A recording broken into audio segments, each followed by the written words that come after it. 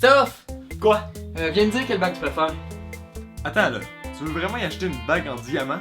Il y a tellement d'autres minéraux plus hot que tu pourrais utiliser. Viens, je vais te montrer. Ah pis... on les amène-tu? Ouais. Pourquoi pas? D'abord et avant tout, faut savoir que le diamant, c'est pas rare pantoute. Ben là, c'est quand même un classique. Sûr de ça? Si on remonte aux années 1800, personne n'échange rien pour se dire qu'il se marie. Ce n'est qu'en 1930, lorsqu'il y a eu une baisse de la demande de diamants, que la compagnie De Beers lança des campagnes de publicité majeures. Tout homme voulant prouver son amour doit offrir une bague valant 2 mois de salaire. Mais là, c'est quoi? Faudrait que je lui offre une bague faite d'un métal super dur à collecter en grande quantité? Tu pourrais, mais je te le recommande pas. Si on prend les alcalins par exemple, ce serait super dur d'en faire une bague parce qu'à l'état pur, ces métaux explosent au contact de l'eau. Par contre, tu peux toujours t'essayer avec le lithium. Lithium? Mon père travaille là-dedans.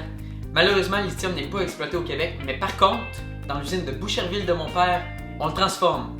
Ça coûte un bras en plus, 4500 $ par tonne pour faire venir du carbonate de lithium du Chili, de l'Argentine ou de la Chine. Je pense qu'on va laisser le lithium dans les batteries, là où ils servent vraiment. Si tu veux aller à l'extrême, tu préfères ta bague d'un des matériaux les plus coûteux au monde, le californium 252. Au prix de 28 milliards de dollars par gramme, ce métal radioactif est principalement utilisé comme amorce de réacteurs nucléaires. Mais en plus de tuer ta bien-aimée, avec sa demi-vie de 2,65 ans, il resterait plus grand-chose de ta bague après quelques années. Aux minutes là, je vais te prouver que le classique or diamant est encore pas si pire. L'histoire de l'or au Québec a du vécu.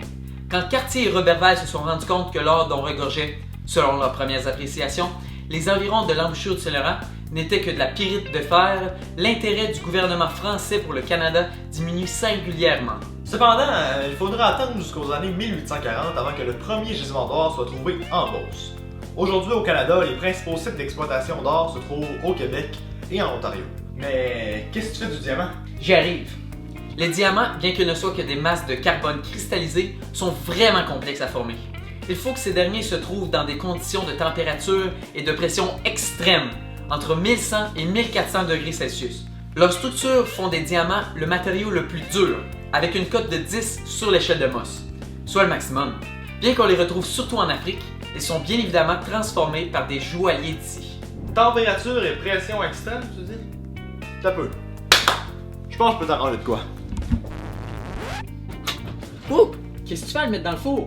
Ben, j'ai voulu te faire les diamants, là. Non, ça marche pas le même, ça se forme en 150 puis 1000 km/h. Christophe, t'as beau vouloir m'aider, là, mais je pense que je vais revenir à mon idée de départ. T'es juste poche avec les filles.